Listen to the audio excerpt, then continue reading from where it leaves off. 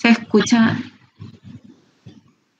Este video... Se escucha entrecortado, doctora. No sé si es problema mío nomás. Que les vamos a presentar a ustedes. Se grabó en el laboratorio de la facultad en este momento, haciendo este obra, o sea, que hizo. Entonces vamos a empezar.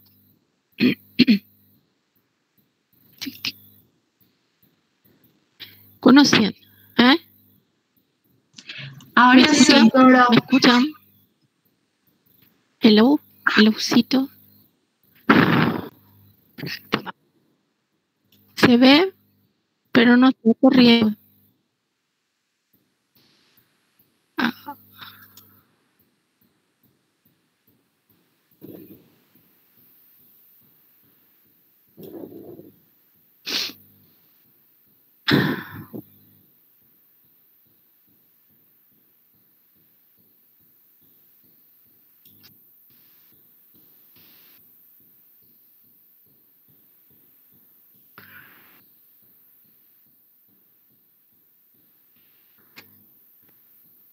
No corre el video ya. Y si esperamos un poquito más o si no, paso yo, doctora.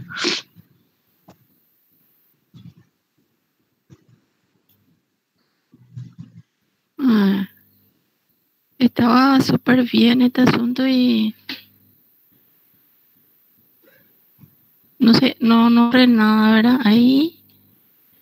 No. Y vamos a empezar. Ahí.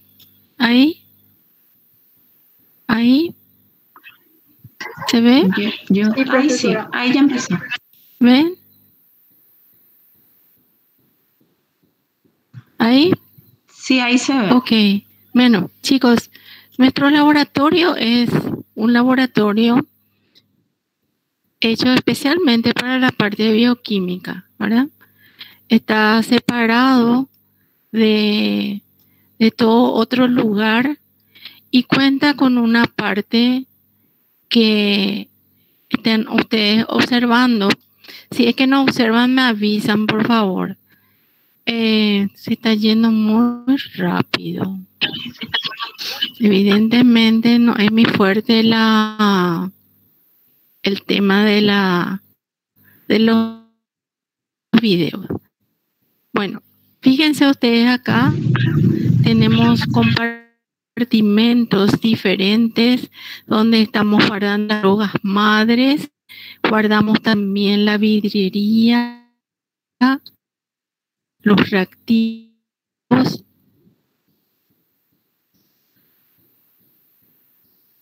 Bueno, parece que... Silvia, ¿será que vos podés abrir esto? Sí, voy a salir. Voy a compartir yo, doctor.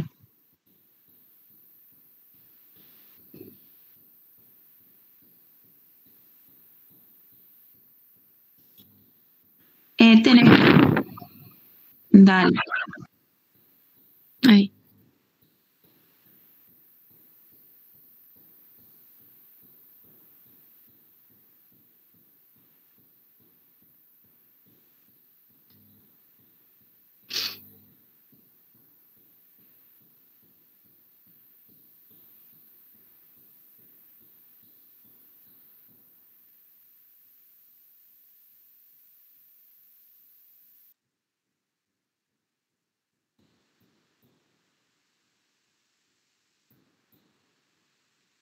Ahí se ve. Estaba compartiendo ya recién. ¿Sí me pueden avisar? Sí, profe. Ok.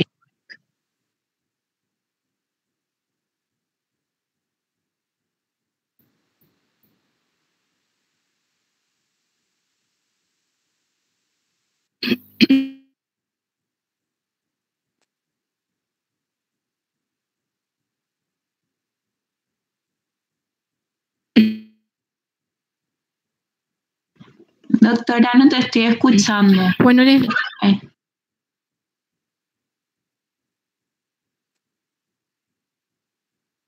comento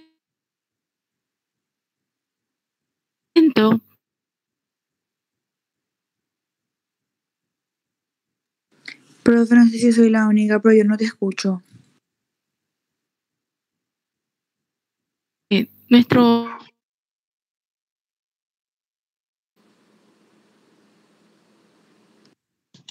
Profe, yo tampoco te escucho. laboratorio tiene una excelente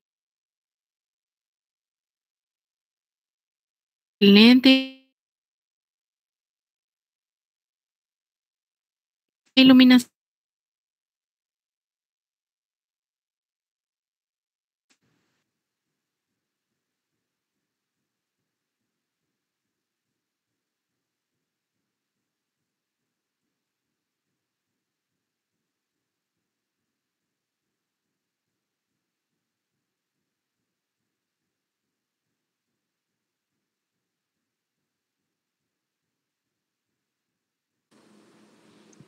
Profe, no se le está pudiendo escuchar a la doctora que está dando la clase, se le escucha muy entrecortado. Doctora, ¿estás por ahí? No se está escuchando.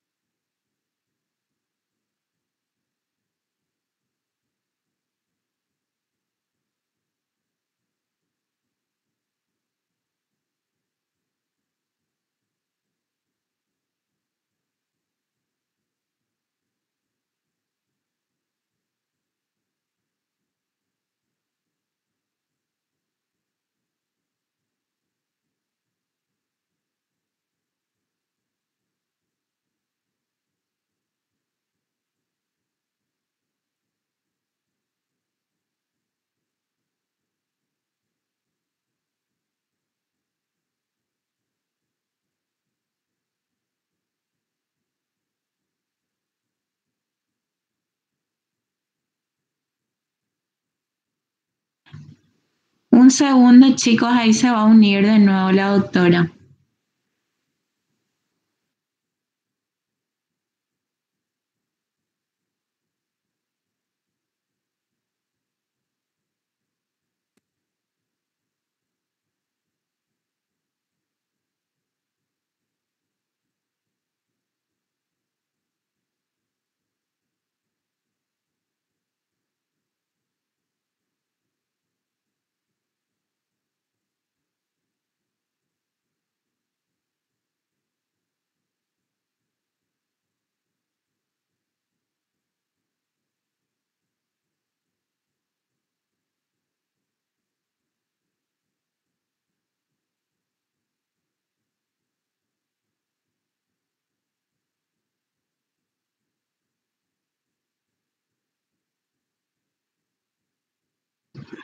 Bueno, voy a ir empezando yo. Chicos, ¿se me escucha ahí? Si alguien Sí, me puede... profe. Perfecto. Bueno, acá tenemos el laboratorio de la facultad. En primer lugar... Profe, ¿sí? perdón, ¿vos estás presentando algo? Sí, estoy presentando. ¿No se ve? Se ve tu mic nomás. Ah, ok. Bueno, voy a intentar de nuevo.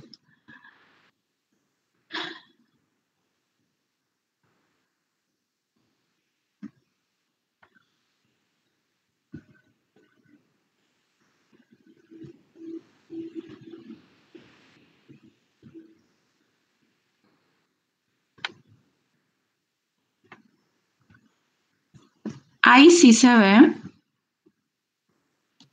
Sí, profe, se ve. Bueno, gracias. Bueno, empezamos de vuelta. Bueno, acá tenemos en primer lugar la parte donde se almacenan todos los tubos. Después tenemos la parte de vidriería, que está alejada de la zona de procesamiento, ¿sí? Todos los elementos que vamos a utilizar. Después tenemos una zona donde se almacenan los reactivos.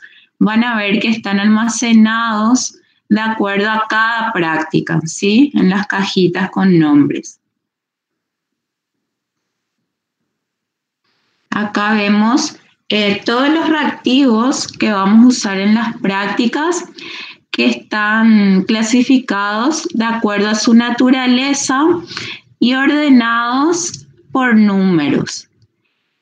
En la puerta de este sitio de almacenamiento, ahí ven que están cada uno de los reactivos almacenados y numerados correctamente, ¿sí? Después tenemos la heladera, donde almacenamos los reactivos que necesitan refrigeración. Y acá vemos en líneas generales todos los reactivos que tenemos en el laboratorio. Bueno, entonces vamos a empezar a explicar el uso de la centrífuga. Bueno, acá tenemos un tubo. Supongamos que tenemos una muestra de sangre y necesitamos obtener el suero, ¿sí? Entonces, para eso vamos a utilizar la centrífuga que nos va a permitir separar la parte celular del suero, ¿sí? Del sobrenadante.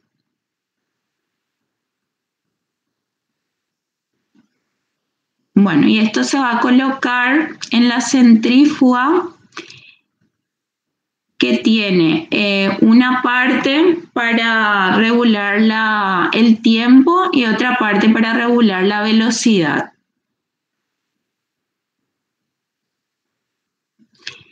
También tiene unas gradillas donde se van a colocar los tubos.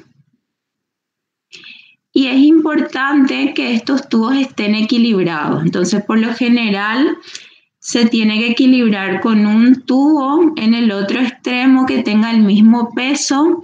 Generalmente se equilibra con agua, ¿sí? Con la misma cantidad de agua que el tubo que estamos utilizando.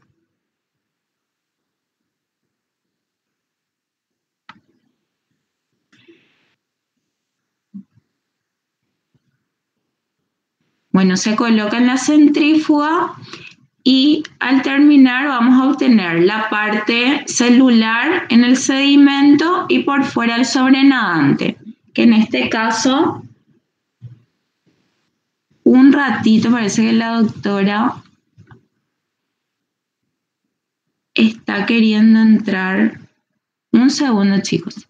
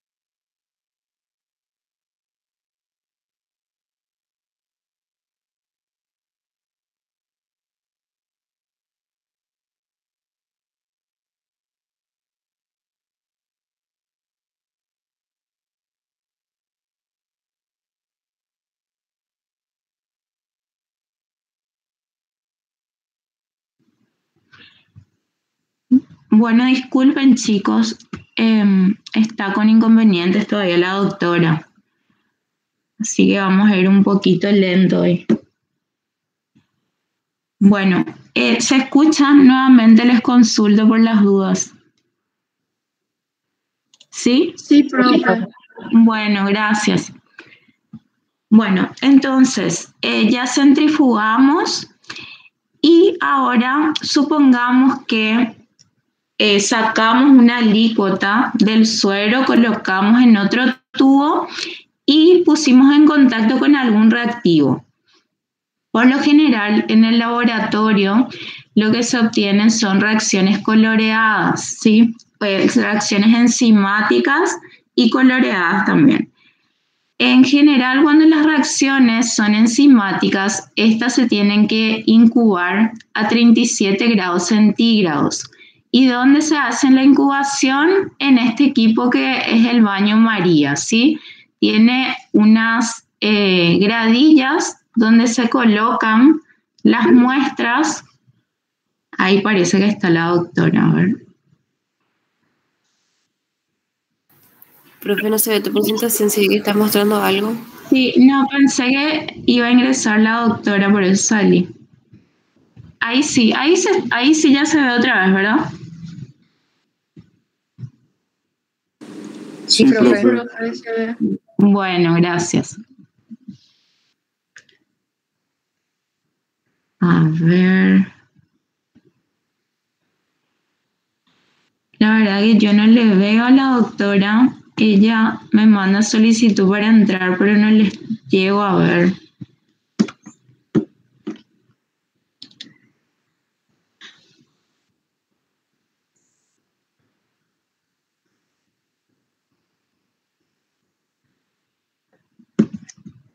Bueno, continuamos. Entonces, acá se puede regular la temperatura a la cual se va a incubar la muestra. Y bueno, eso era el baño María. Y después tenemos un equipo conocido como espectrofotómetro, que es muy utilizado en el laboratorio y se utiliza para medir la absorbancia de las muestras cuando trabajamos con muestras coloreadas. Tiene unas cubetitas donde se añaden las muestras, ¿sí?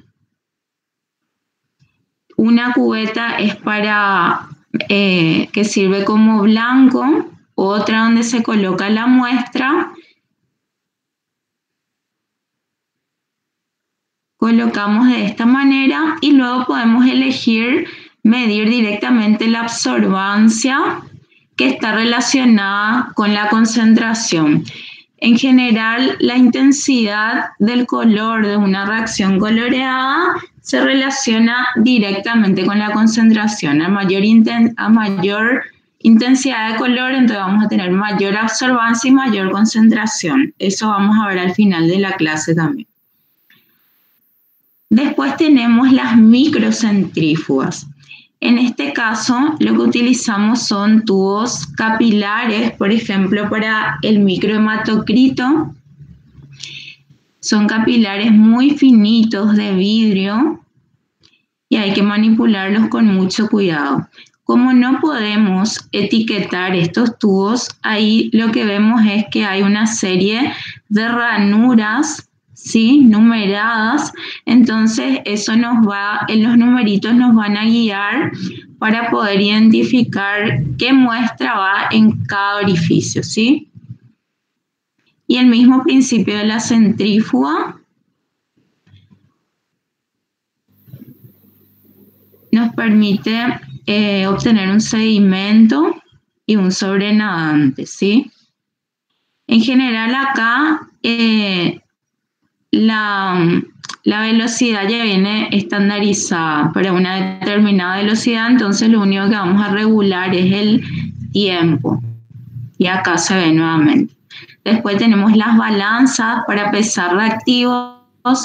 En general, los reactivos se colocan, por ejemplo, en vasos de precipitados y ahí se realizan las medidas, ¿sí? Después tenemos el coagulímetro que vamos a utilizar en la clase de hemostasia.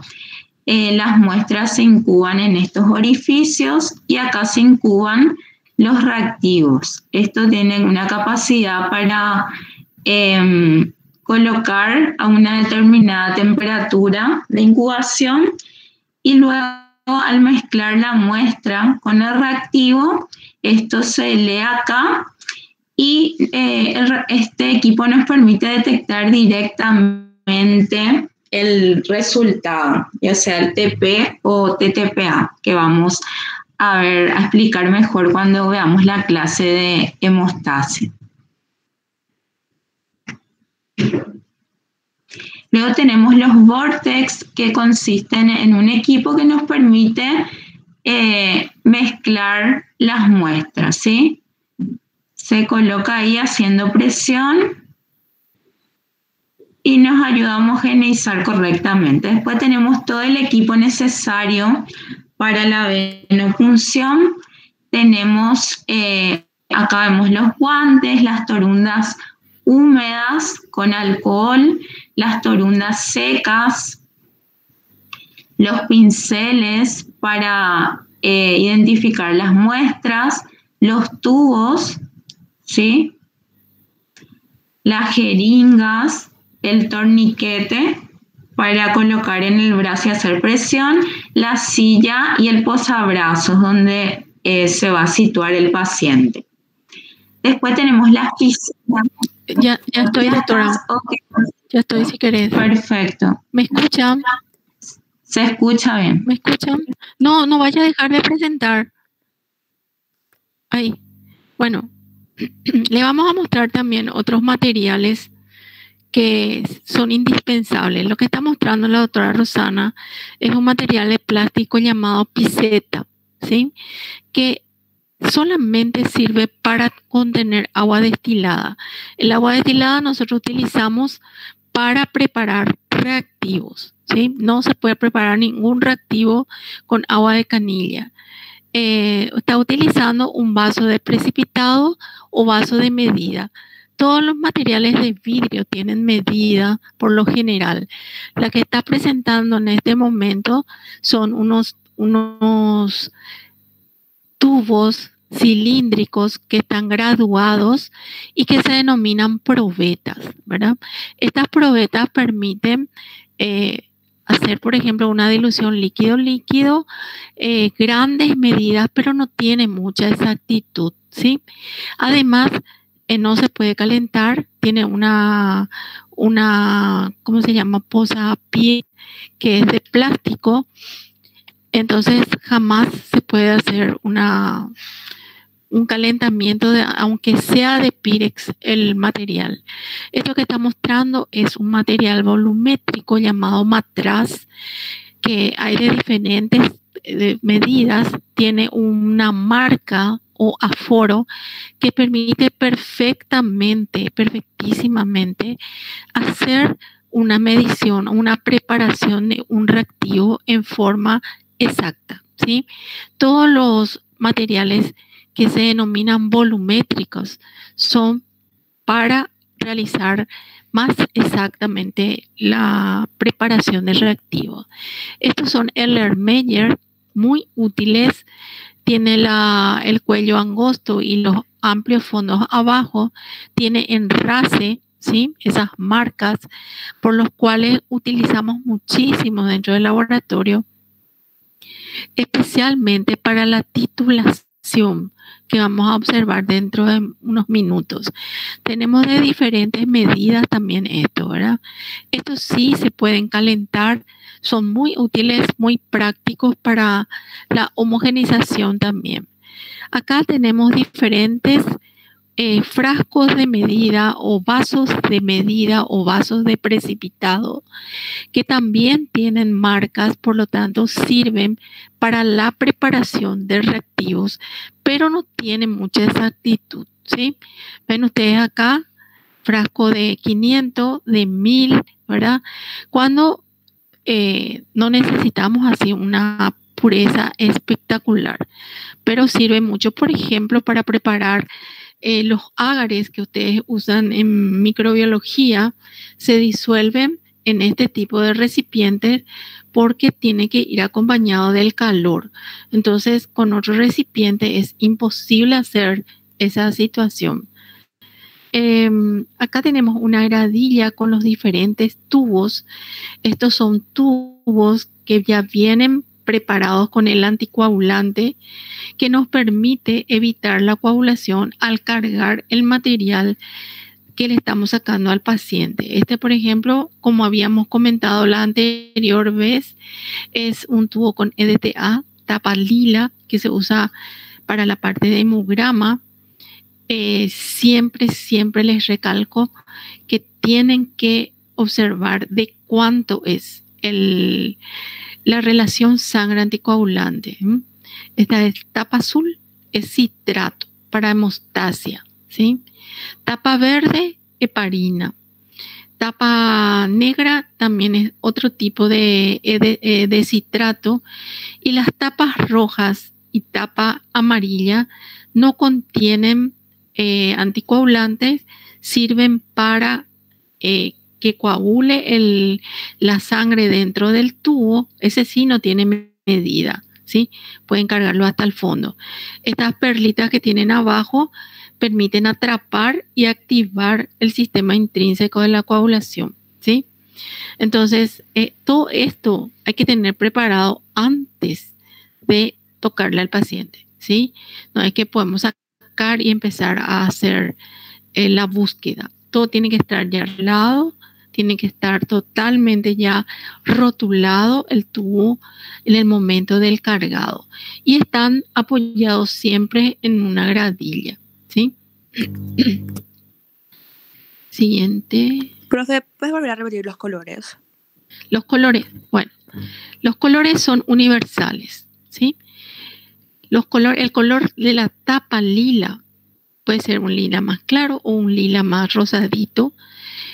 Tienen EDTA, etilendiopotásico. Sirve para el hemograma, que es algo que ustedes piden muchísimo. Los que tienen tapa azul o celeste son exclusivos para la hemostasia, ¿sí?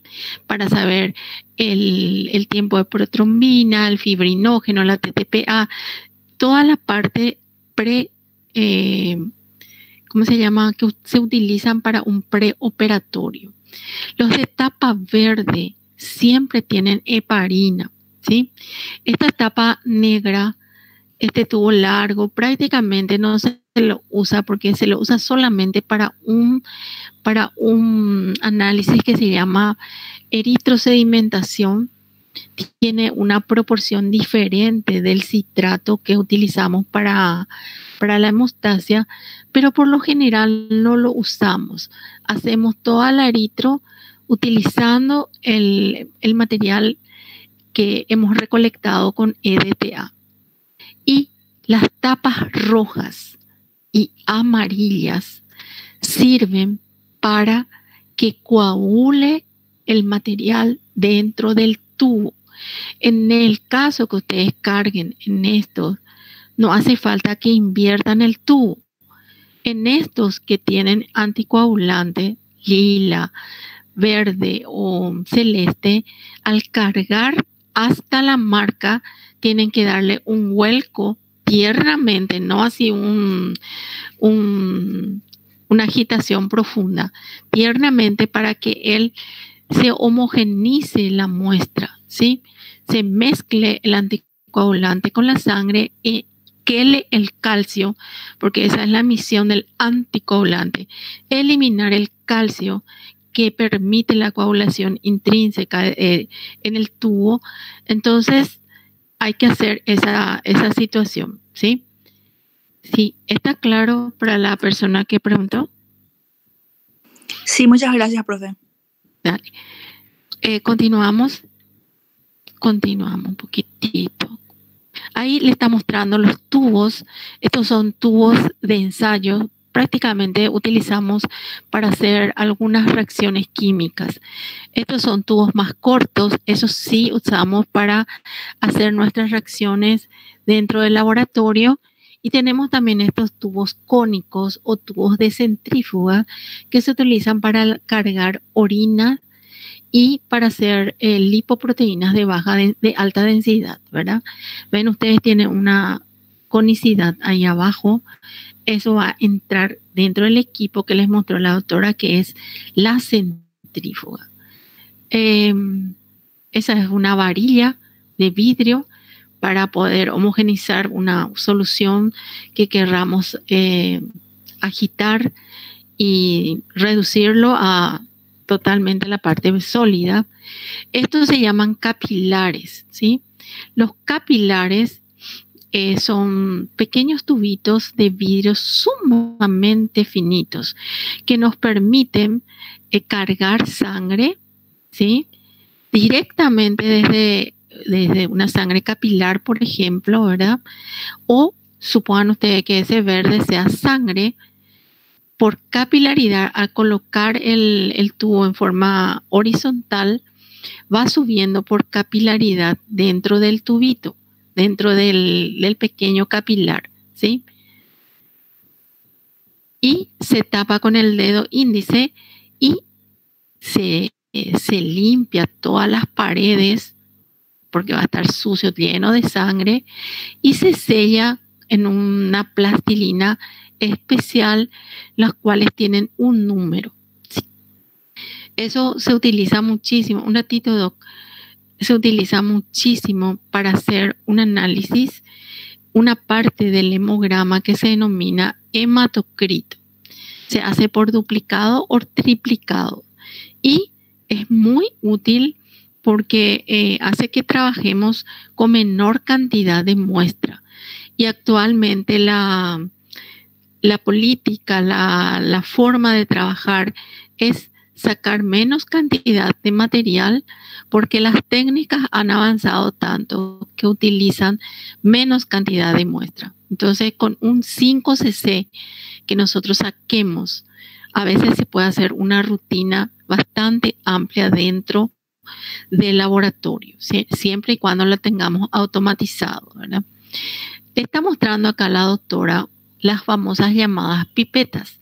Las pipetas son elementos que sirven para medir una sustancia líquida que querramos traspasar a un tubo, ¿verdad? En este caso es cuando tiene esa ampolla acá en el medio, donde está el dedo de la doctora, es una pipeta volumétrica. Por lo tanto, cuando les decimos eso, quiere decir que es sumamente exacta esta pipeta, ¿verdad? Ahora, tiene un pequeño problema. Solamente mide la cantidad que está marcado en la pipeta. Si esta es una pipeta de 5, solamente puedo medir 5 ml. No puedo medir 3, ni 2, ni 6, ¿sí? Tiene una marca que se llama RACE, que vamos a observar enseguida, y que una vez llenado, esto se traslada al tubo y se va eliminando lentamente para que la tensión superficial sea lo mínimo posible y pueda descargarse totalmente. Siguiente. Un poquitito más.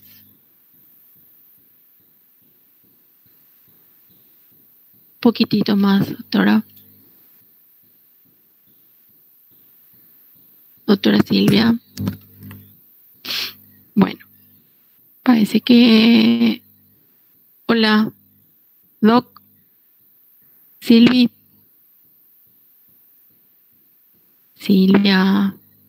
Doctora, ¿qué está pasando? ¿No se está viendo? No, yo no estoy viendo. ¿Ustedes ven, chicos? ¿Nadie ve? No, tampoco, profe. Ahora vuelvo a compartir. Ahora sí, pero un poquito antes, si puedes pasar. Bueno, acá les mostramos las pipetas. Ahora sí, Silvia, un poquito menos, por favor. El inicio de las pipetas graduadas. Miren, estas pipetas graduadas son totalmente rectas, ¿sí? Y permiten son muy útiles porque permiten hacer mediciones diferentes. Esta, por ejemplo, es una pipeta de 2 ml, pero está totalmente dividida en 10 partes iguales. Por lo tanto, puedo medir 1,8, 1,9, 1, 1,3, etcétera, ¿verdad? Hasta el volumen 2. De esa misma, esta es una pipeta de 1 ml, por lo tanto está dividida otra vez en 10 partes, que es 0,1, 0,2, 0,3, 0,4, y vuelta a medir otra vez en pequeñas divisiones, o sea, puedo hacer 0,88 hasta la centésima, ¿sí? Este pequeño espacio es toda esta pipeta. Nosotros utilizamos estas pipetas de acuerdo a lo que tengamos de material, ¿verdad? No vamos a medir con una pipeta de 10 si solamente tengo 3 cc, ¿verdad? Hay que usar la cabeza, hay que utilizar el medio adecuado. Bueno, ¿cómo utilizamos las pipetas? A través de unas propipetas. Estas son pequeñas peras que en este caso nosotros tenemos de este modelo, ¿sí? Este modelo tiene una forma de una pera con un tubo para arriba, para abajo y uno lateral. Un poquito más, doctora. ¿Cómo se utiliza esto? Se utiliza apretando en este punto. Tenemos una A que al apretar saca el aire totalmente de la pera, ¿verdad? Permitiendo hacer un vacío. Por esta zona de abajo tiene una S, ahí acá donde está el dedo de la doctora, el dedo índice. Eso al apretar la S hace que suba el material que está dentro del vaso de precipitado, que en este caso es ácido pícrico, ¿verdad? Hace que suba. Y esta parte lateral es una E que permite entrar el aire de afuera para que se pueda comunicar. Acá está. ¿Ven? Sube, sube, sube, apretando la S, ¿verdad? Está apagada, está cerrada la pera. Y ahora con la S, con la E, va a empezar, va a enrasar hasta la vista del operador y va a cargar en otro tubo lo que necesita, ¿sí? ¿Ven? Acá va a empezar a cargar lo que se necesita. Por ejemplo, ella va a desechar acá aparentemente hasta 5 cc desechó, ¿verdad? Esto va otra vez a la madre y esto que tengo en mi tubo es lo que quería yo medir, ¿sí? No lo que queda en la pipeta, sino que lo que está en el tubo es lo que yo quiero medir, ¿está? Son sumamente útiles, no se puede hacer ¿cómo se llama? El cargado de una pipeta con la boca. Eso es del año del pollito, ¿sí? Y acá ven ustedes el enrase, que la concavidad debe coincidir perfectamente con el ojo del operador. Por lo tanto, esta pipeta incide mucho el operador en eso, ¿verdad? Porque el operador tiene una visión diferente al de tu compañero. Por lo tanto, no es muy exacta esta pipeta, que es una pipeta que no es volumétrica. Y tenemos acá estas pipetas que son micropipetas. Fíjense que las otras están expresadas en mililitros. Estas están expresadas en microlitros, ¿sí? Esta, por ejemplo, es de 5 a 50 microlitros. 50 microlitros, chicos, es una gota, ¿sí? Esta es de 20 a 200 microlitros. Entonces, estas pipetas son sumamente caras. Tienen ahí donde está tocando la doctora, es la parte donde se coloca en la medida que uno quiera utilizar. Se utilizan unas punteras individuales para cada muestra Y se hace la misma situación. Se tiene un primer tope, ¿sí? Ahí con su dedo va a apretar hasta un primer tope donde hace el vacío. Al alargar ese dedo va a subir el material, va a alargar, ¿vale? Ahí sube el líquido, ¿sí? Y luego vuelve a apretar hasta completar el tope y ahí se descarga. Ahí va a ser, va a alzar, al aflojar sube, ¿sí? Subió. Y luego esto va a descargar en otro tubo la medida que quiso. Para cada paciente se hace eso. Miren, ahí no se ve su manito. Solamente eso quiso utilizar, ¿sí? Estas son pipetas muy exactas, muy costosas. Entonces le tenemos un respeto espectacular a nuestra pipeta de microlitros, llamado también pipeta automática, porque nos permite hacer volúmenes variados, ¿verdad? Y hace que para nosotros sea indispensable tenerlos en el laboratorio. Todas las pipetas tenemos que tener. Cada punta se elimina en un desechero que siempre está en la mesada, ¿sí? Siguiente.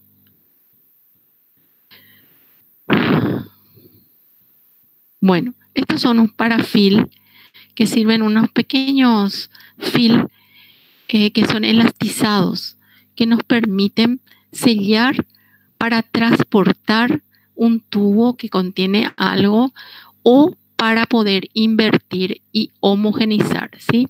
Esto es diferente al fil que utilizamos en el otro porque este es más elástico. Entonces, al hacer esa inversión que está haciendo la doctora, no nos afecta para nada a nuestra mano. Tenemos la lamparita y tenemos la pinza, ¿verdad? Esto se utiliza mucho en la química analítica, laboratorial, ¿verdad? No la clínica. Y utilizamos para calentar un tubo siempre con pinza, ¿verdad? Utilizando en forma de 45 grados aproximadamente en la llama azul, ¿sí? Y la forma como le está mostrando ahí la doctora, y teniendo en cuenta que eso puede ebullir y saltar, por lo tanto no debe estar hacia el operador ni hacia el compañero. Tiene que ser bien, ¿cómo se llama? Ubicado el tubo de tal manera a evitar salpicaduras, ¿sí? Bueno, eso ojalá que podamos hacer alguna vez, porque hacemos, por ejemplo, la reacción de Benedict, que es para demostrar la cantidad de azúcar en orina, y es muy populosa porque emite mucha ebullición, tanto en el alumno como en el tubo, ¿sí? Bueno, acá les mostramos una placa de color oscura que utilizamos para hacer una reacción de aglutinación entre antígeno y anticuerpo, en el cual se coloca el látex, que es el reactivo, más el suero del paciente, se homogeniza con unos palillos. Cada palillo tiene, para cada redondito se cambia el palillo y se permite observar la reacción que da positiva o negativa. Esto vamos a hacerlo cuando hagamos técnicas, y la próxima semana vamos a hacer una reacción de proteína C reactiva. Este es un timer indispensable porque las reacciones son enzimáticas y tanto la temperatura como el tiempo son indispensables. Cada enzima tiene su tiempo adecuado. Se coloca y automáticamente al llegar para, ¿verdad? Acá tenemos un complejo de cosas en el cual tenemos esto que está tocando la doctora, que es el soporte, donde vamos a poder a través del aro colocar esa tela de amianto poner un material y abajo la lamparita para poder calentar. Esa pinza blanca que ven ustedes que está atrapando un tubo largo, ese tubo largo se denomina bureta. Esa bureta tiene esa pequeña canillita llamada espita.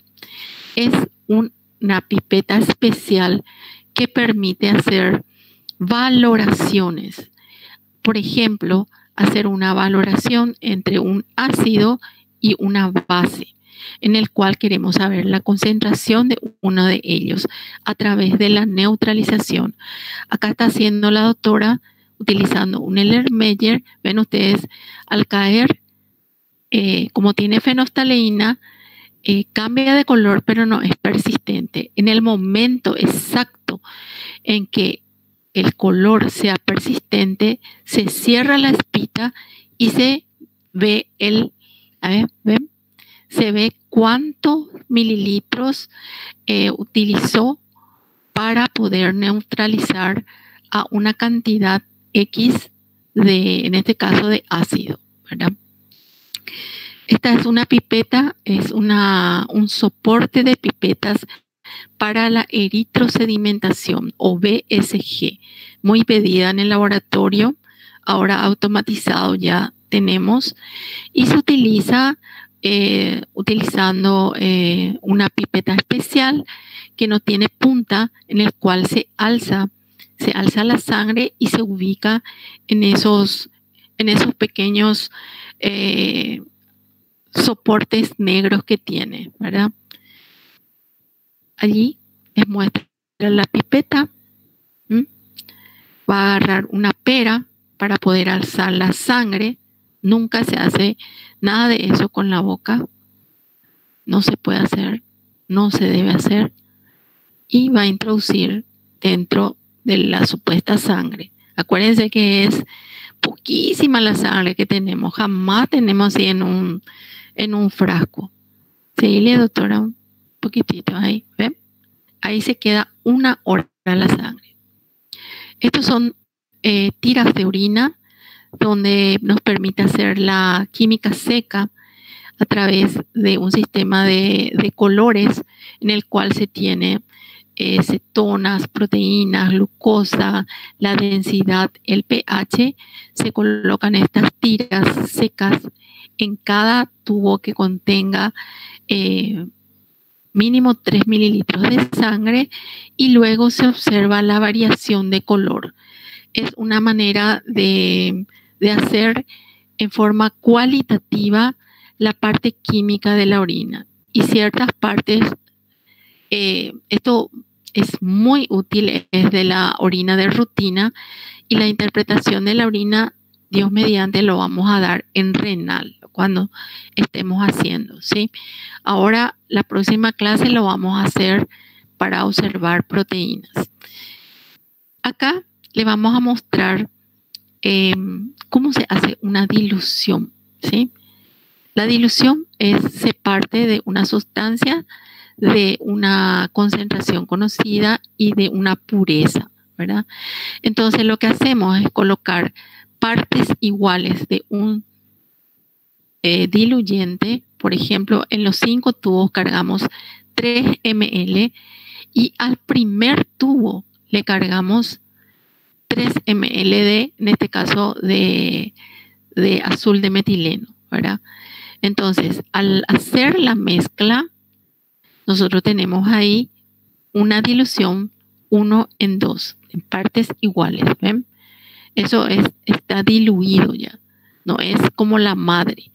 De ahí voy a quitar nuevamente 3 mililitros y le voy a agregar al siguiente tubo que ya contiene una solución, en este caso agua destilada o solución salina de 3 ml.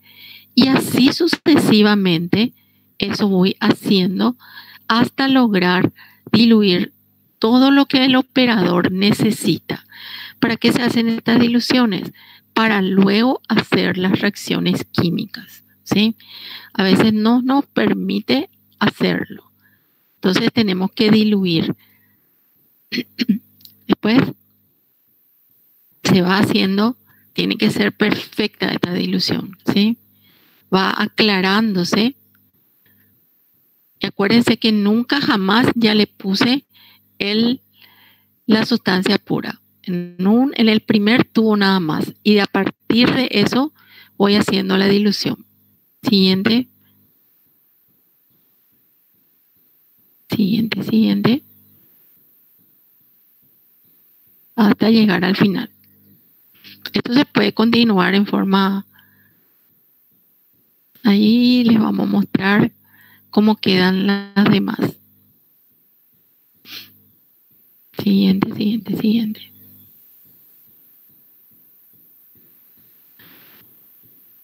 ¿Ven? La diferencia que hay, el solo mirar ya uno sabe que la concentración es diferente.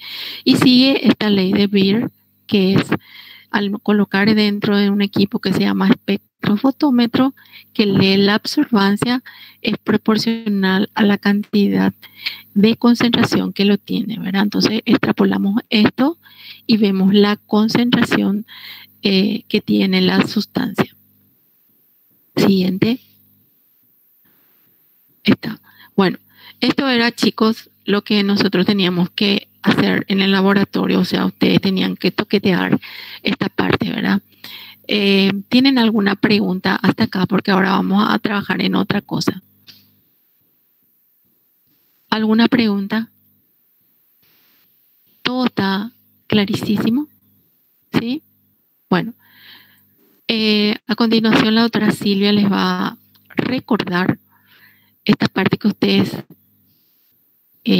dominan, porque lo hicieron ya en la parte del ingreso, ¿verdad? Entonces, nosotros vamos a recordar algunas cosas importantes y vamos a aplicar dentro de la medicina. ¿Está? Te escuchamos, doctora. Bueno, chicos, vamos a empezar. ¿Se ve bien mi pantalla? Sí. Perfecto. Bueno, entonces arrancamos con la parte de soluciones. Entonces, ¿qué es una solución? Una solución es una mezcla homogénea de una o más sustancias disueltas en otra de mayor proporción. Entonces, al ser mezclas homogéneas, no vamos a distinguir los componentes, vamos a ver una sola fase, ¿sí? Y los componentes de partida se encuentran en ciertas proporciones, ya sea en iguales o distintos estados físicos. ¿Y cuáles son los componentes? Son el soluto, que es el componente presente en menor cantidad, y el solvente, que es el componente más abundante. Y una solución puede tener uno o varios solutos. Entonces, la concentración de una solución es la cantidad de soluto que está presente en una determinada cantidad de disolución o de solvente. Es decir, la expresión de la concentración se puede dar con relación a la solución en general o al solvente en particular. Existen diferentes maneras de expresar la concentración de las disoluciones, pero vamos a ver solamente las más importantes y las más utilizadas para que ustedes se vayan familiarizando. Entonces, podemos tener la concentración porcentual, por ejemplo, porcentaje en masa, que expresa la masa de soluto por masa de solución.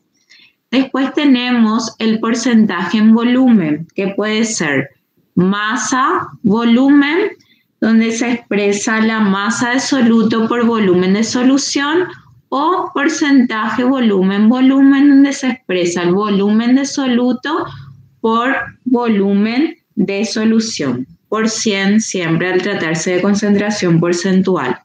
Y fíjense que en estos tres casos la expresión está dada en relación a la solución total y no al solvente. Eso tienen que prestar atención.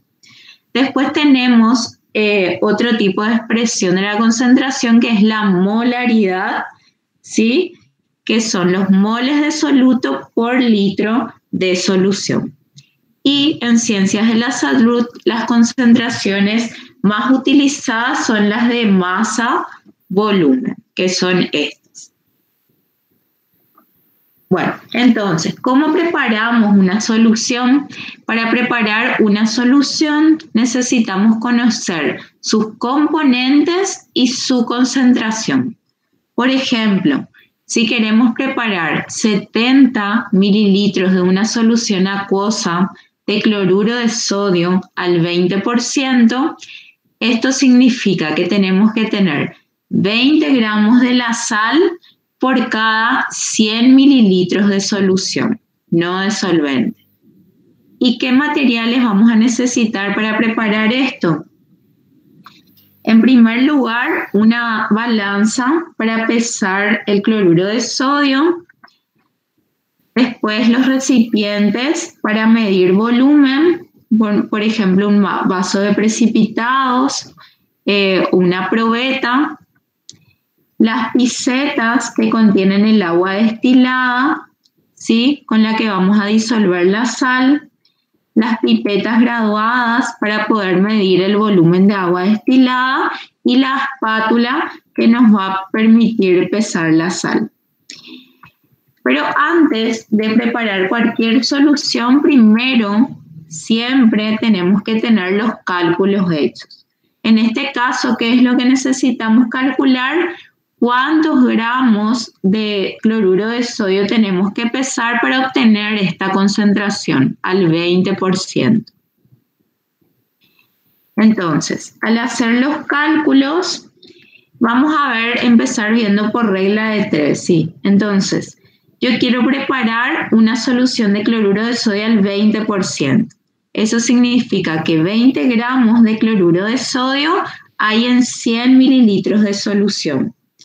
Y 70 mililitros de solución, que es lo que yo quiero preparar, ¿a cuántos gramos corresponde? Al resolver esto, me da que tengo que pesar 14 gramos de cloruro de sodio, por ejemplo, en un vaso de precipitados, y agregar agua hasta la marca de 70 mililitros.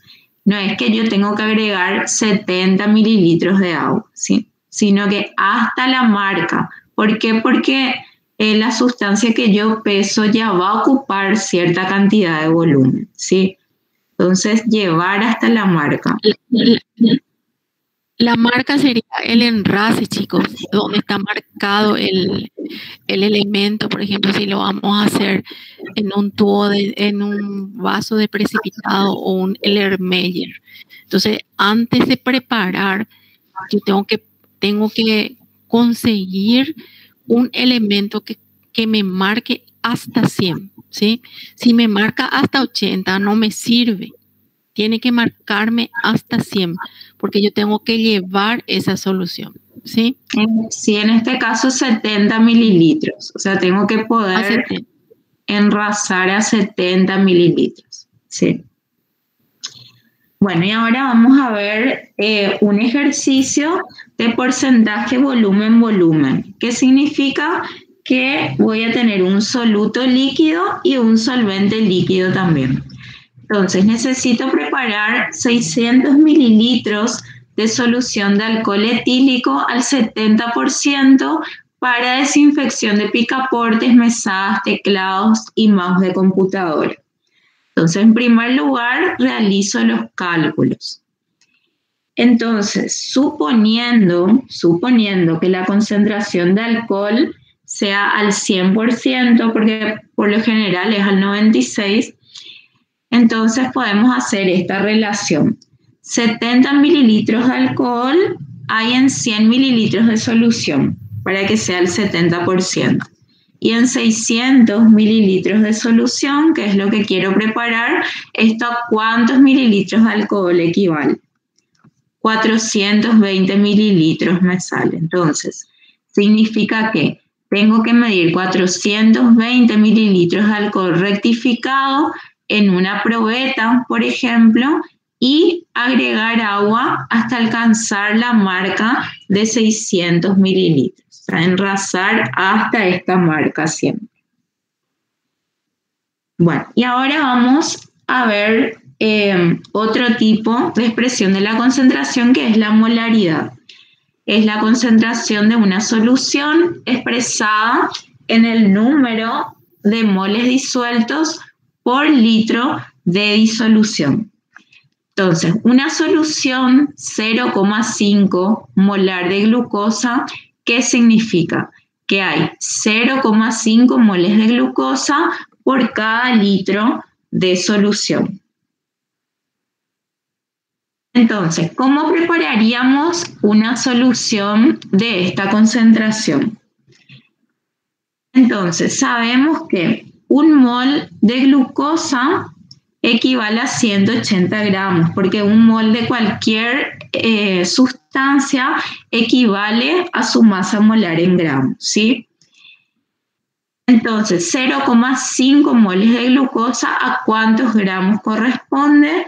Y eso nos da 90 gramos. Entonces, en este caso lo que tenemos que hacer es pesar 90 gramos de glucosa y agregar agua hasta la marca de 1000 mililitros, ¿sí? Porque lo que queremos es expresar en 1 litro, ¿sí? Porque hablamos de molaridad. Bueno, y ahora vamos a ver lo que es la concentración milimolar. ¿Por qué vamos a ver esto? Porque se usa bastante en el ámbito de la salud y van a encontrar esta expresión de la concentración sobre todo en los libros y artículos científicos. Entonces, cuando ustedes tienen una expresión de la concentración, independientemente de cuál sea, tienen que tener la capacidad de convertir a otras concentraciones, ¿sí? Y ahora vamos a ver un ejemplo con la concentración milimolar. Entonces, la concentración milimolar corresponde a la cantidad de milimoles de soluto por litro de solución. Bueno, y vamos a ver este ejercicio. Entonces, la concentración de glucosa en sangre de un paciente es de 92 miligramos por decilitro. ¿Cuál es la concentración milimolar? Entonces, la estrategia para resolver este ejercicio va a ser convertir los miligramos de sustancia en milimoles y luego convertir los decilitros en litro para poder expresarlo en milimoles por litro, que es lo que nos pide el ejercicio. Entonces, en este caso, vamos a convertir primeramente a litros, ¿sí? Entonces, 92 miligramos de glucosa hay en 100 mililitros de sangre. ¿Por qué en 100? Porque un decilitro equivale a 100 mililitros. Entonces, lo mismo que decir que 92 miligramos de glucosa hay en un decilitro, ¿sí? Y en 1000 mililitros de sangre, ¿cuántos miligramos de glucosa hay? Y esto nos da 920 miligramos de glucosa. El siguiente paso es convertir esta cantidad de glucosa a milimoles. Entonces, un milimol de glucosa equivale a 180 miligramos, no gramos, porque ahora hablamos de milimolar. Entonces, 920 miligramos de glucosa, que es lo que calculamos, queremos saber a cuántos milimoles corresponde. Y nos da que corresponde a 5,11 milimolar. Y el resultado es 5,11 milimolar entonces. Entonces, 92 miligramos por decilitro equivale a esta concentración, ¿sí? Entonces, como les dije, tienen que tener la capacidad que si tienen, por ejemplo, un resultado de análisis expresado en una concentración y quieren pasar a otra que les sea más familiar, Entonces tienen que tener esta capacidad de poder hacer las conversiones. También hay convertidores disponibles en Internet, que también, si tienen acceso, podrían utilizarlo. Pero siempre tienen que entender el fundamento de estas conversiones. Bueno, ahora vamos a ver lo que se conoce como soluciones hipo, iso o hipertónica. Es importante, antes de empezar, que manejen y presten atención a esto, porque les va a servir bastante para su ejercicio profesional y también para las prácticas de laboratorio que vamos a ver más adelante. Entonces, el primer concepto es el de tonicidad. ¿Qué es la tonicidad? Es la capacidad de una solución extracelular de mover agua hacia adentro o hacia afuera de una célula, ¿sí? Y la tonicidad está relacionada con la osmolaridad de una solución. Y la osmolaridad es la concentración total de todos los solutos disueltos en una disolución. Entonces, supongamos que tenemos dos soluciones separadas por una membrana que solo sea permeable al agua, no al soluto, no a los solutos. Entonces, ¿qué va a pasar con el agua? Se va a mover a través de la membrana. ¿Y en qué sentido se va a mover? Siempre desde el lado con menor osmolaridad, es decir, el lado menos concentrado, al lado con mayor osmolaridad, ¿sí? Y este proceso es lo que se conoce como ósmosis, ¿sí? Entonces, la tendencia siempre va a ser equilibrar las concentraciones a ambos lados de la membrana, alcanzar la misma osmolaridad. Entonces, la dirección del flujo de agua siempre va a ser hacia el lado más concentrado con el fin de diluirlo más, ¿sí? Entonces, vamos a ver acá tres situaciones. Tenemos distintas soluciones en contacto con una célula y estas pelotitas en verde que se observan representan la cantidad de soluto disuelto. Entonces, en este caso tenemos una solución hipotónica, ¿sí? Es decir, que tiene una menor osmolaridad que el interior celular. Entonces, si solo se permite el paso de agua, ¿cuál va a ser la tendencia? La tendencia va a ser la entrada de agua, ¿sí? Porque dijimos que la tendencia es siempre del lado con menor osmolaridad al lado con mayor osmolaridad. Es decir, va a entrar agua y se va a hinchar esta célula. El siguiente ejemplo es el de una solución isotónica, que es una solución que tiene la misma osmolaridad que el interior celular, ¿sí? Entonces, ¿qué pasa en este caso? Como tenemos igual osmolaridad a ambos lados de la membrana, en este caso no va a haber un movimiento neto de agua.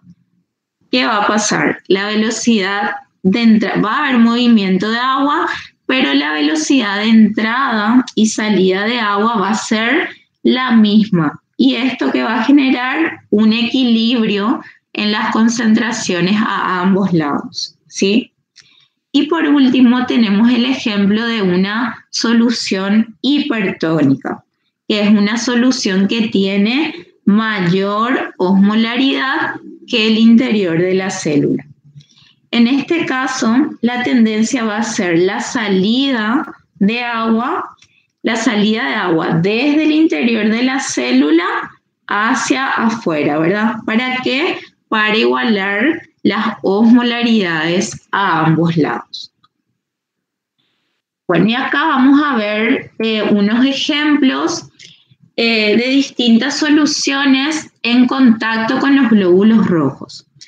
Entonces, si colocamos los glóbulos rojos en un medio hipertónico, es decir, de mayor osmolaridad, ¿qué va a pasar con el agua? El agua va a salir de la célula y se va a producir lo que conocemos como crenación. Es decir, la célula se deshidrata y se vuelve así como arrugadita, ¿sí? Se llama célula crenada. En el segundo caso tenemos una solución isotónica. Entonces, dijimos que en la solución isotónica hay un equilibrio entre la entrada y salida de agua de la célula. Tenemos la misma molaridad afuera y adentro. ¿Y eso qué va a hacer? Que los glóbulos rojos mantengan su forma y volumen, ¿sí? En este caso no se altera la forma del glóbulo rojo. Por ejemplo, cuando utilizamos suero fisiológico, ¿qué pasa con el suero fisiológico?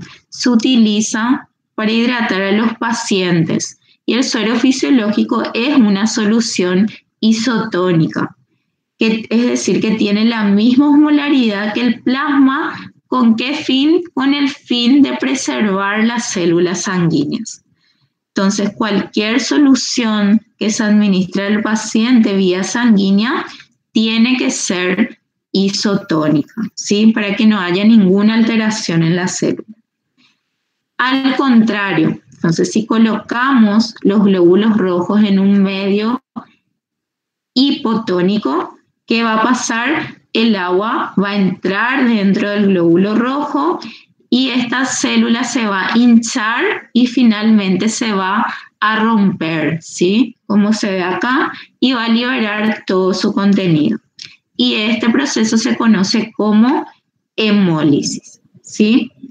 Por ejemplo, este principio de colocar los glóbulos rojos en un medio hipotónico se utiliza para hacer la determinación de la concentración de hemoglobina en el laboratorio.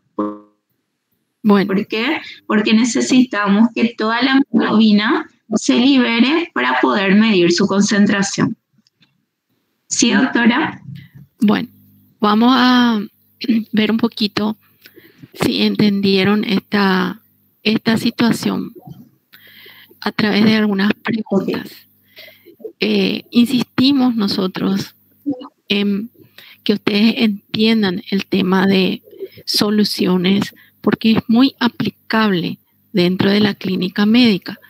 Si bien es cierto, les dijo la doctora que existen tablas donde ustedes ingresan un numerito y le convierte a otro, es una tristeza cuando se pierden totalmente si no tienen esa herramienta. Ustedes deben ser personas que están perfectamente preparados para la lucha, ¿sí? Si se van a IPS, allá en emergencia, que estamos en el subsuelo, no entra casi la señal. Entonces, tenés que, no te podés dejar, no puedo hacer porque no tengo internet. Ustedes tienen que tener la capacidad científica de entender lo que están haciendo, ¿sí?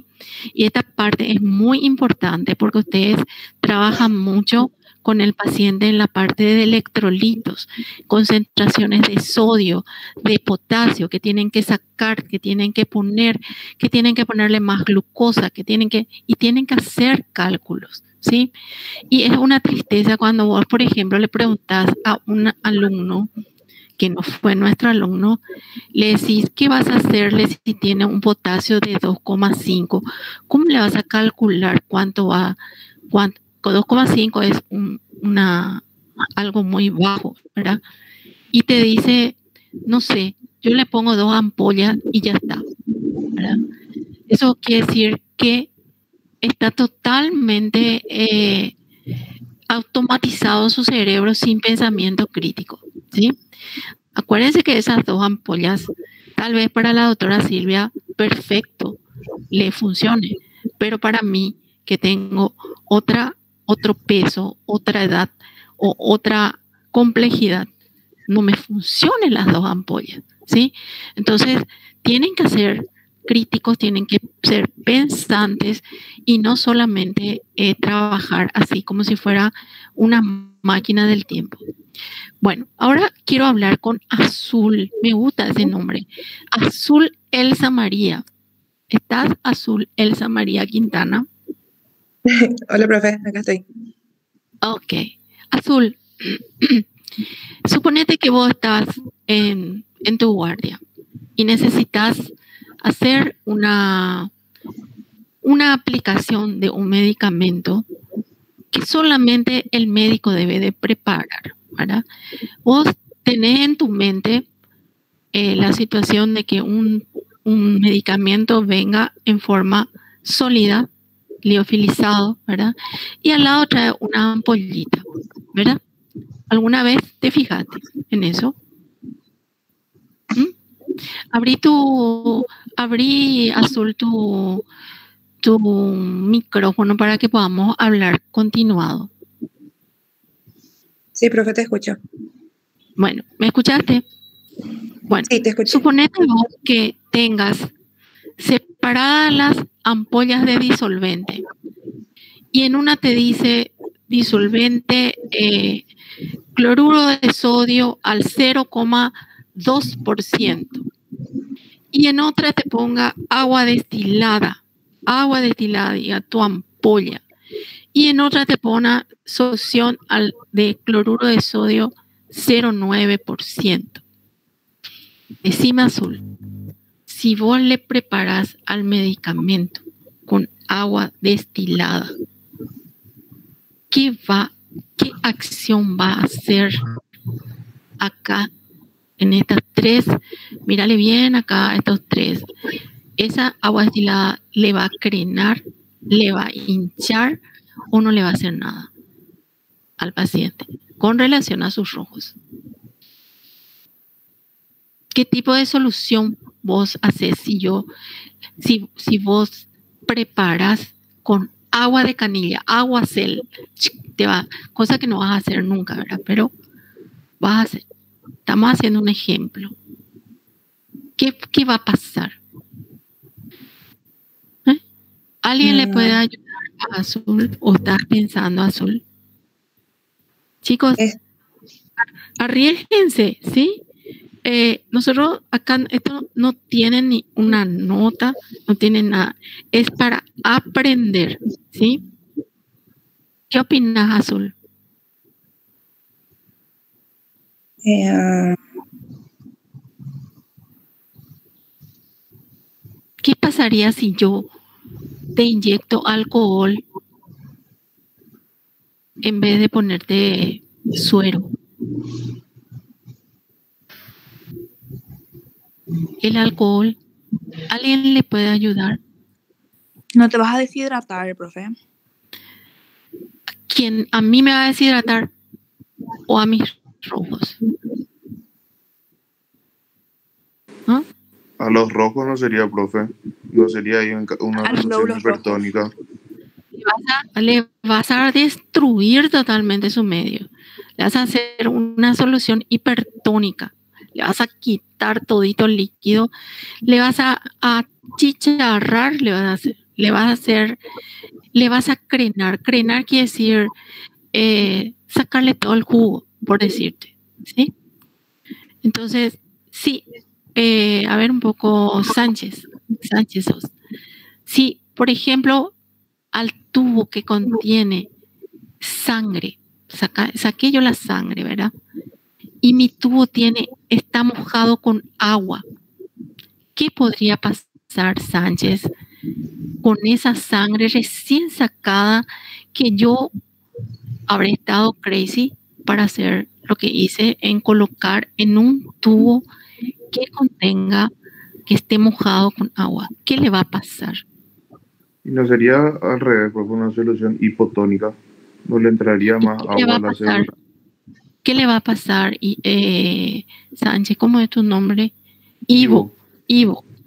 ¿Qué le va a pasar a mi sangre recién así, rojita, hermosa, que yo cargo en un tubo? Y una solución hipotónica le va a entrar el agua. ¿Y qué le va a pasar? ¿Qué le va a pasar claro, se va a romper la membrana, va a expulsar la hemoglobina y se me va a quedar destruido ese material. Es lo mismo, o sea, vieron que la hemoglobina es una proteína, se desnaturaliza, ¿sí? Al desnaturalizarse se produce otro efecto, tiene un color totalmente destructivo, o sea, en vez de ser el color normal de la sangre, eso se convierte como una sangre vieja, una sangre de color diferente.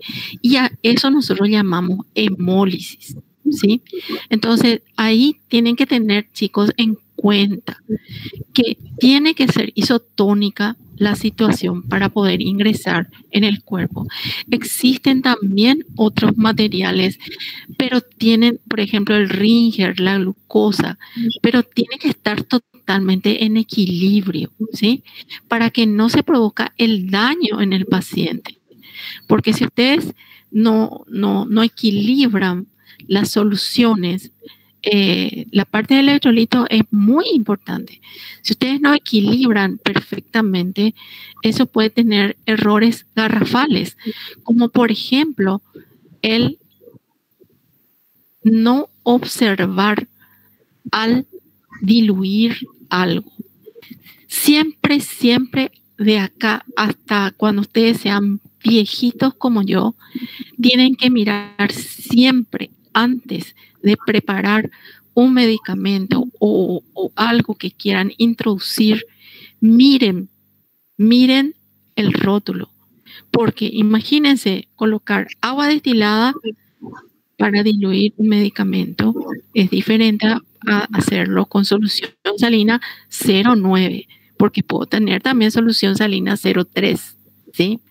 Entonces, siempre, chicos, ustedes están empezando. Entonces, al empezar, deben tener, ¿cómo es que les puedo? Exquisitez en lo que hacen, ¿sí? No hacer nomás. Tienen que ser meticulosos. Les van a criticar, así nomás, así. No. Tienen que mirar, aceptar que vos lo que estás haciendo está perfecto, ¿sí? Eso quiero que sean ustedes. Si la perfección no existe, que sea 0.0001 menos 1 la imperfección que tengan, por lo menos parte del laboratorio. Sí, te escucho. Por ejemplo, si es que hay una persona que tiene retención de líquido, que creo que es que acumula líquido extracelular, ahí vos podés inyectarle algo, o sea, una solución que sea hipotónica para que ese líquido que está saliendo de la célula vuelva a entrar. Generalmente cuando se tiene ese tipo de situaciones es un desequilibrio, especialmente en la albúmina, ¿verdad? Que es una proteína que equilibra la parte coloidosmótica, ¿sí? Que hace que el líquido intra y extracelular estén en equilibrio. Cuando la albúmina hay poco, entonces empieza a salir por fuera y el paciente se hincha, ¿verdad? Ese es un sistema que nosotros en la hinchazón tienen que ustedes ver de otra situación, porque para que suceda eso, tiene que tener un paciente desnutrido con síndrome nefrótico o un paciente con problemas hepáticos. Tiene otras características que hacen que se produzca eso, ¿sí? Entonces, en algunos casos utilizan diuréticos para poder eliminar el agua que salió por fuera, pero hasta cierto punto nada más, ¿sí? Eso hay que tener en cuenta. A medida que avancemos, nosotros eso vamos a ir metiendo dentro de nuestra clínica, ¿verdad? Nosotros lo que damos es bioquímica clínica, la bioquímica aplicada a la clínica, ¿verdad? Pero tenemos que tener el concepto. El concepto es primordial. Es lo mismo que yo quiera resolver de memoria un problema de física. Si yo no sé la parte teórica de la física, no voy a poder resolver. O si voy a resolver, sería una máquina que no entiendo lo que hago, Eso es lo que yo no quiero que sean ustedes. Yo no quiero ese tipo de alumnos. Nosotros no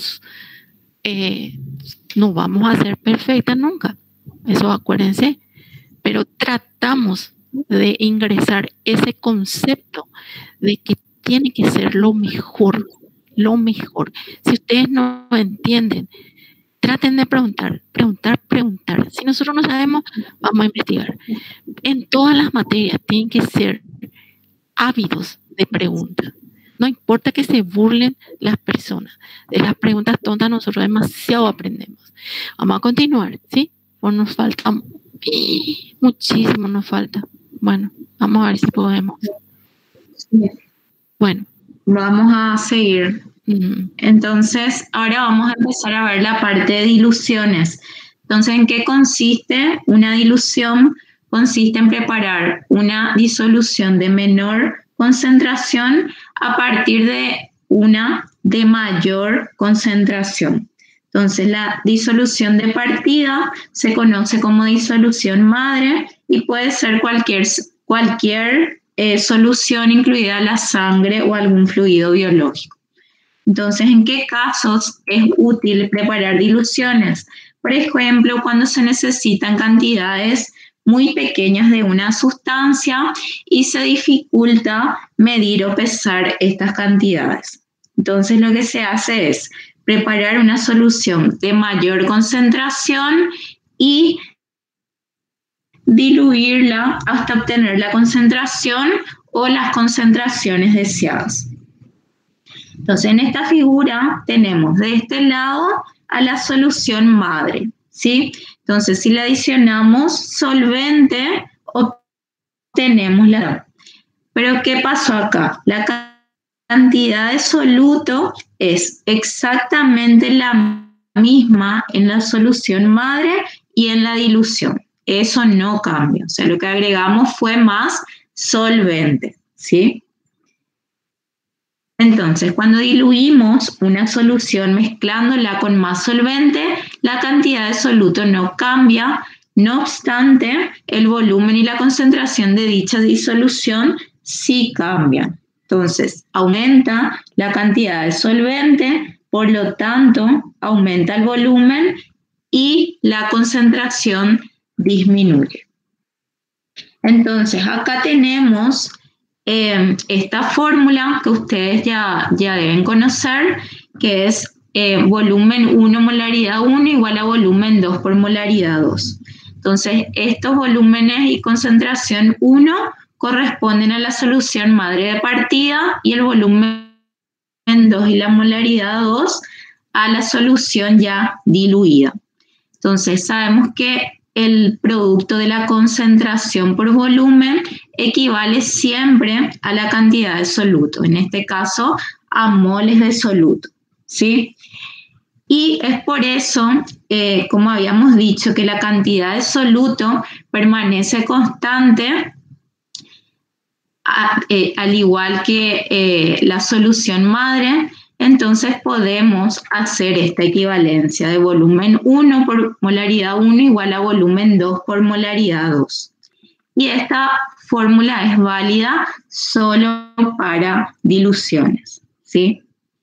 Y porque es importante que comprendan bien cómo preparar una dilución, porque vamos a usar algunas técnicas en el laboratorio que se expresan como diluciones.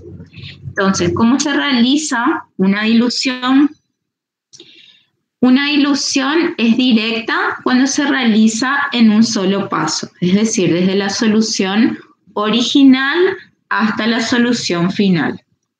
Entonces, como vemos en la figura, de esta solución original, que es la solución madre, vamos a retirar 1 ml de solución y colocar en un tubo que contiene 9 mililitros de solvente. Entonces, la solución final diluida va a tener un volumen de 10 mililitros. Y como tenemos una parte de solución original en 10 partes de la solución total, decimos que el título de esta dilución es 1 en 10. ¿sí?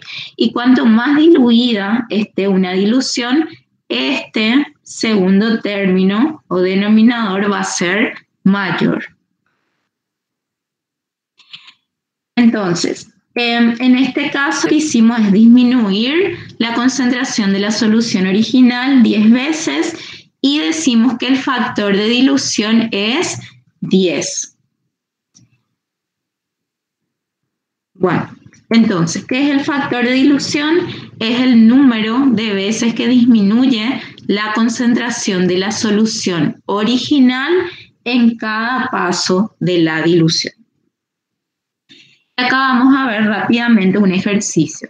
Dice, para desinfectar el piso de la casa se debe preparar 1 litro de solución al 0,1% de hipoclorito de sodio a partir de la solución comercial que tiene 4% del ingrediente activo. Entonces, concentración de partida 1 es 4%. Y lo que queremos saber es qué volumen de esta concentración de partida tenemos que preparar. Concentración 2,01 y el volumen 2, que es el volumen final, va a ser de 1 litro. Al reemplazar, obtenemos que necesitamos medir 25 mililitros de la solución comercial y agregar 975 mililitros de agua hasta llegar a 1 litro. ¿Y qué son las diluciones seriadas? Entonces, podemos realizar este tipo de diluciones que se realizan en varios pasos, ¿sí? Son un conjunto de diluciones en secuencia con un factor de dilución constante. Y utilizamos en el laboratorio para hacer determinaciones semi-cuantitativas. Entonces, acá tenemos nuestra solución madre de partida y vamos a preparar una serie de tubos. Entonces, lo que hacemos es cargar varios tubos con la misma cantidad de solvente, o sea, solo solvente, que puede ser agua destilada, por ejemplo. Y en este caso cargamos con 9 ml. Entonces, luego lo que hacemos es retirar 1 ml de la solución madre de partida y colocar en el tubo 1.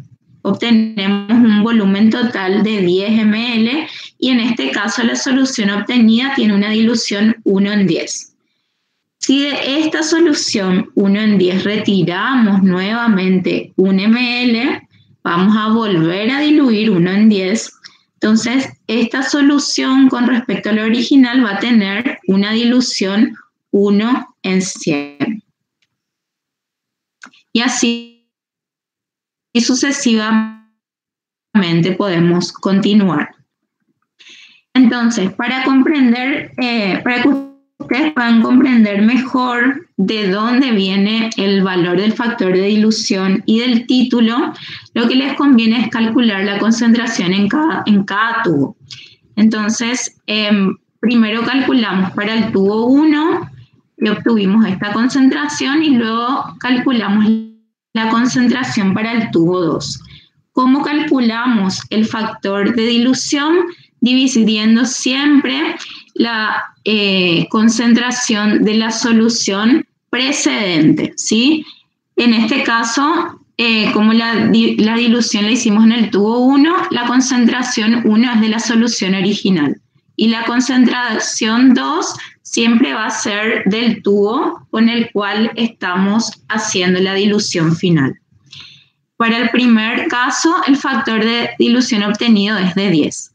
Para el segundo caso, acá mi concentración 1 va a ser la de mi solución de partida, que sería la concentración del tubo 1, y mi concentración 2 sí es la concentración del tubo 2. ¿Qué obtenemos como factor de dilución? Un valor de 10 nuevamente.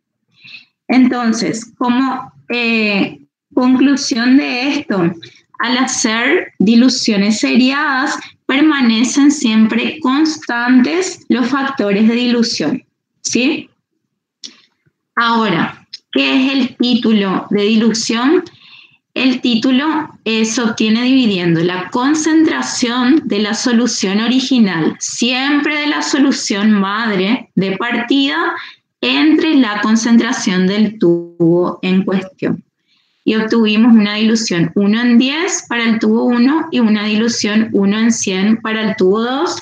Y esto ustedes pueden ir calculando para cada uno de los tubos restantes si es que continúan con la dilución. Chicos, quisiera saber si ustedes pueden continuar unos minutos más, ya que nos falta la interpretación de estas diluciones. Hasta las 9 hemos pasado ya 6 minutos y yo pienso que vamos a continuar unos minutos más, ¿sí? ¿Van a poder? O si no, tienen libre para poder retirarse. Bueno, vamos a pasar, doctora, para poder explicar más rápidamente. Dale, voy a... Vamos a hacer un ejemplo. Dale.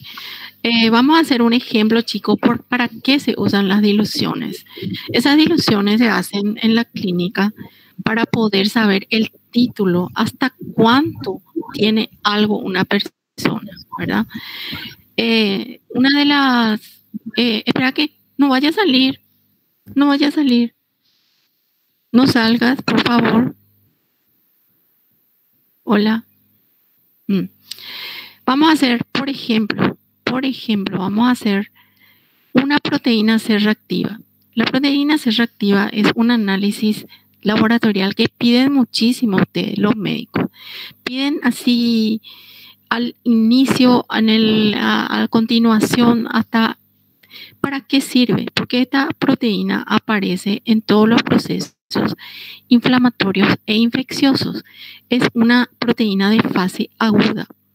¿Y qué les sirve a ustedes para el monitoreo de que algo anda mal en la situación de un paciente? Pero no les dice dónde. Entonces, generalmente en pediatría o en cualquier paciente se pide el hemograma más la PCR, ¿verdad? Que es proteína C reactiva, no es la PCR del hisopado. O sea, es una técnica. Entonces, nosotros le podemos informar negativo o positivo. Ese negativo, actualmente, nosotros cuantificamos y tiene que salir menos de 5 miligramos. Se considera negativo. Entonces, para ustedes, a usted le está diciendo que este paciente no tiene nada inflamado ni nada infeccioso en este momento. Pero si nosotros le informamos positivo y le damos un número, por ejemplo, 100 miligramos, le estamos diciendo que hay muchísima cantidad de PCR en ese paciente. Pero ¿cómo hicimos eso? A través de diluciones, ¿sí? Siguiente, doctora. Hicimos del tubo que salió positivo, se empieza a hacer diluciones seriadas. Y al hacer las diluciones seriadas, de cada uno de estos tubos se empieza a colocar con el reactivo hasta el tubo que ya no dé positivo. La última dilución que da positiva se informa al médico. Siguiente. Bueno, fíjense acá. A este paciente 1 que le dio positivo, se le hizo la dilución y se le empezó a hacer otra vez la PCR. Y se observó, contó el equipo, contó mi mano al hacer, que hasta 1 en 16 dio positiva la reacción. Entonces yo le voy a informar al doctor, le voy a informar PCR positiva, dilución 1 en 16. Al siguiente paciente, fíjense que dio 1 en 128 positivo. A partir de 1 en 256 ya dio negativo. Entonces le informo como positivo PCR 1 en 128. Al suero 3 me dio hasta 1 en 8 positivo y en 1 en 16 me ha dado falsos positivos. Por lo tanto, la última dilución perfecta de positividad voy a informar. Ahora, la pregunta que yo le quiero hacer a José Mauricio Ríos. ¿Estás, José Mauricio? Sí, profe. Bueno, ¿qué te parece a vos, José Mauricio? ¿Cuál paciente está más enfermo? ¿Aquel que te informamos positivo 1 en 16 o el que tiene 1 en 128? ¿Y por qué? 1 en 16 puede ser. 1 en 16. Sí. ¿Quién opina diferente? Otra persona, vamos a ver, José 1.128, profe. Tales. Está en 1.128, profe. ¿Por qué? ¿Por qué, José, a quién era que le llamé? A Ríos, a Tales, a Servián estás, ¿verdad? Porque a medida que se sigue diluyendo, sigue positivo la concentración de la proteína PCR. Espectacular. Mira, fíjense, chicos, acá hay poquísima cantidad ya del suero, de este suero, pero continúa dando positivo. Entonces, quiere decir que tiene mucha reactividad el paciente. A contrario de este, que hasta 1 en 16 nada más dio, ¿verdad? Entonces, ¿qué vas a hacer? Vamos a hablar ahora con María Sofía Rodríguez. ¿Cuál es en tu mente? ¿Cuál es el procedimiento que vas a hacer? Suponete que este 1 en 16 va a requerir un tratamiento diferente al de 1 en 100. ¿Estás, Rodríguez, María Sofía? Sí, profe, me preguntaste si es que el que tiene 1 en 16 va a requerir de un tratamiento diferente al de 1 en 128. Sí. Y para mí sí, porque uno tiene más proteína C que otro. Bueno, en el caso de la proteína C, chicos, debo decirles que esta es una proteína que es inespecífica. Pero supongan ustedes que nosotros estamos hablando de un análisis, por ejemplo, para la sífilis, que es el treponema. En el treponema pálido, que es un análisis que se llama VDRL, nosotros le informamos a ustedes reactivo o no reactivo. Reactivo quiere decir positivo y no reactivo quiere decir negativo. Si es no reactivo, no tengo nada que diluir. Pero si es reactivo, yo te tengo que informar reactivo 1 en 16 y 1 en 128. Para la sífilis, el médico, todo el mundo sabe que se tiene que aplicar penicilina, ¿verdad? Entonces, la dosis o la frecuencia va a ser mayor para el que tiene más reactividad del treponema que el otro que tiene menos. Está Sofía. Sí, profe, Valeria. Entonces el que tiene más va a necesitar mayor tratamiento. Sí. Valeria Ramos. ¿Estás, Valeria? Hola, profe. ¿Qué pasó? ¿Qué tal, Vale?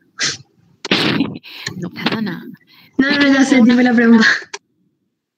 Valeria, si después de haberle colocado el medicamento, tu paciente sigue teniendo 1 en 128 o le bajó solamente 1 en 164 y al paciente uno ya le dio 1 en 2 nomás, ¿qué quiere decir para vos eso? Profe, te escucho reentrecortado, perdón. ¿Se me puede repetir, por favor? Bueno, viste que son dos pacientes diferentes, ¿verdad? ¿Me escuchas? Sí, ahora sí. Abrí tu micrófono. Dos pacientes diferentes, ¿verdad?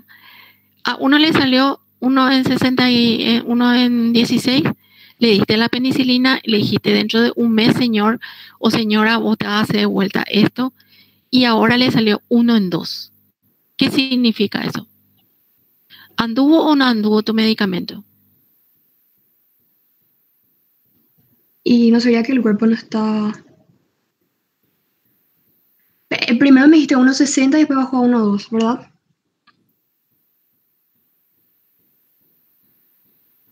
profe. Sí, Ah, sí. Hay alguien que 1.60 y bajó a 1.2, ¿verdad? ¿Qué tal está tu indicación? ¿Qué tal está tu ¿Y medicación? anduvo, puede ser? Sí, quiere decir, hay una recidiva. Funciona la situación, por eso hay menos reactividad. Sin embargo, si se mantiene o aumenta, hay que cambiar la estrategia.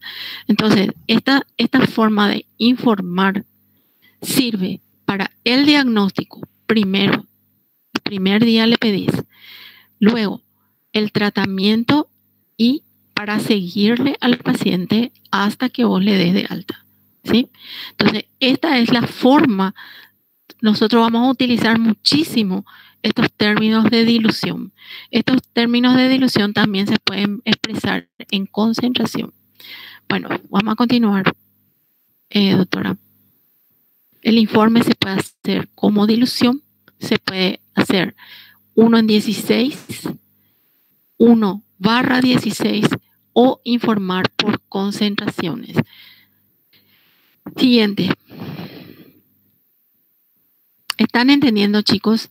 Este es el espectro, que es un equipo que nos permite medir la concentración a través de una absorbancia de las radiaciones electromagnéticas y a su vez que la cantidad de luz absorbida depende en forma lineal de la concentración. Cuanto más oscura es la absorbancia, el color de la reacción, mayor absorbancia va a tener. Por lo tanto, va a seguir la ley de Beer y eso va a producir mayor concentración. Siguiente. Este se denomina Guillermo Orue. Guillermo. Sí, profe. ¿Cómo se llama este equipo? No recuerdo su nombre. Acá dice espectrofotómetro. Es un fotómetro, ¿verdad? Acuérdate, Guillermo, que nosotros hacemos la reacción, ¿verdad? Pero no podemos adivinar la concentración. Entonces, a través de este equipo que hace que filtre, a través de un filtro de colores, hace que se absorba el color y se transmita, ¿sí? Entonces, acá en este visor aparece la concentración. ¿Está? Siguiente. Acá están las partes. La fuente de luz, el monocromador, la cubeta, el detector y el registro. Siguiente. Esta es la ley de Lambert-Beer. A mayor concentración, mayor absorbancia. Siguiente. ¿Ven? El primer tubo que está tan oscuro, por supuesto que la concentración va a ser mucho más superior que al tubo último que tenemos en la gradilla. Cuanto más coloreado está, mayor concentración tiene la reacción que estamos haciendo dentro del laboratorio. Siguiente. Esta es la gráfica que le está indicando que a mayor absorbancia, mayor concentración, sigue perfectamente la ley de Lambert-Beer. Siguiente. Siguiente. Siguiente. Bueno.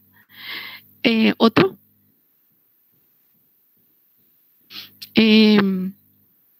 Leticia Pérez. Leticia. Leti. ¿Estás todavía? Ya no está. Tamara Román. Tamara. ¿Estás, Tamara? Hola. Decime cómo se llama este equipo y para qué sirve. Mi hermana está hablando de fondo. No te sabría decir, profe. Bueno, este se llama Baño María. Y sirve para incubar las reacciones bioquímicas. Las reacciones bioquímicas son todas enzimáticas y necesitan una temperatura y un tiempo adecuado. O si no, no pasa nada. ¿Sí? Siguiente. Maribel Zamudio. ¿Estás? Sí, profe. Maribel, si yo quiero preparar una solución sumamente exacta, ¿cuál de estas pipetas uso? La primera, la que está hacia la izquierda. Perfecto, es una pipeta volumétrica, ¿sí? Por lo tanto, todos los de volumen son perfectas. Siguiente. Gracias, Maribel. Ahora, José Ignacio Miranda. Hola, profe. José, ¿qué tal, José? José, si yo quiero preparar un reactivo purete así, 0,1 perfecto, ¿voy a usar el matraz o el Erlenmeyer? Creo que se usaba el de la izquierda, profe, para esos casos. El matraz. Matraz se llama eso, ¿sí? Volumétrico, sí, está perfecto. Siguiente. ¿Cómo utiliza cada válvula? ¿Quién se anima a decirme esto? Félix López. Félix, ¿qué tal? Félix. Sí, hola. ¿Estás? Hola. Sí. Bueno, Félix, ¿para qué sirve la A de esta pera? La A no me recuerdo, pero me recuerdo que se usaba por la pipeta. Se apretaba la burbuja. Por la probeta, La A, cuando yo aprieto la A, ¿qué le pasa a la pera? ¿Qué le pasa a tu boca cuando metes una pajita? Chupas la boca, ¿verdad? Haces un vacío, ¿sí? Entonces, al apretar la válvula A, se produce el vacío de la pera. Sí. ¿Con cuál voy a conectar a la pipeta? ¿Con la S o con la E? Con la S. Muy bien. ¿Y la E para qué sirve entonces? Creo que era para la entrada de aire o salida, algo de eso era. Para la entrada de aire externa y pueda subir el líquido que estoy tratando de alzar en mi pipeta. Perfecto. Siguiente. Bueno, ahora le vamos a preguntar a una nena, Constanza María. ¿Estás, Hola, Constanza? profe. ¿Qué tal, Constanza? Decime un poco una cosa, Constanza. Si vos, por ejemplo, preparaste un medicamento con una ampolla, ¿sí? Y querés desechar esa ampolla, ese vidrio, ¿en cuál de estas bolsas vas a tirar? La ampolla sería el potecito, ¿verdad? La ampolla es el vidrio, el líquido. El vidrio, cualquier vidrio que vos tengas en tu mesada, cualquier vidrio que haya sido producto de un medicamento. En el amarillo en la caja. Sí, chicos, todo lo que es vidrio, una lámina, un resto de ampolla, todos tiren por favor en este descarte que tiene una corrugado, ¿verdad? Entonces, no se puede tirar en esta bolsa porque el vidrio puede cortar si bien es cierto acá está el signo de patológico, nunca tiren nada que sea cortante. Agujas, vidrios, metales, todo en este descartex. Acá se tira algodón, sangre, guantes, etc. Y en esta es la basura común, ¿sí? Entonces tengan en cuenta que si acá tiraron una aguja o un vidrio o cualquier cosa y le clava a la persona que lleva, vos vas a ser demandado porque vos sos el director de esa zona. Bueno, chicos, mil disculpas por habernos pasado. Hasta acá llegamos. ¿Alguna pregunta que tengan? Pero les cuento que siempre es así muy participativa, por lo tanto vamos a tratar siempre de... Gracias por aguantarnos, ¿sí? Abracitos.